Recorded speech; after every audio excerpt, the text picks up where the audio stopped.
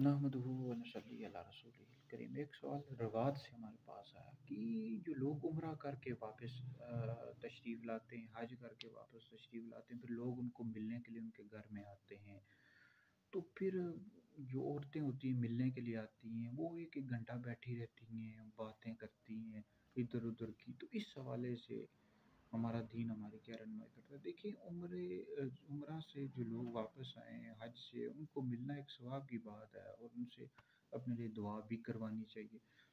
तो ये हमारे बिलखुसूस ये ख़ित्ता पटवार में और दीगर जगहों पर भी ये इस तरह होता है कि जो उम्रा से वापस लोग आते हैं उसको मिलने के लिए आते हैं, औरतें भी आती हैं, मर्द भी घर में आते हैं, तो फिर वो एक एक घंटा बैठे रहते हैं।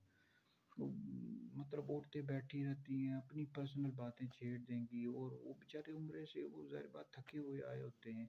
इसका हाल ये होता है कि आप मिलने के लिए उनके पास आएँ, 1 खजूर, 2 खजूरें देते हैं, पानी आप ज़मज़म का देते हैं, पिएँ और कहें जी अल्लाह ताला कबूल करे, और दुआ करके वापस तशरीफ़ ले जाएँ।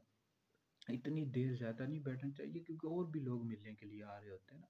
तो ये हमारे लोगों को बस पता नहीं होता, लोग दीन से बहुत ज़्यादा दूर हैं, जहालत बहुत ज़्यादा है, तो एक एक घंटा बैठे रहते हैं, वो गप्पे लगाते हैं, इधर उधर की बातें करते रहते हैं, पर्सनल बातें छेड़ देते हैं। तो ये अच्छी बात नहीं है।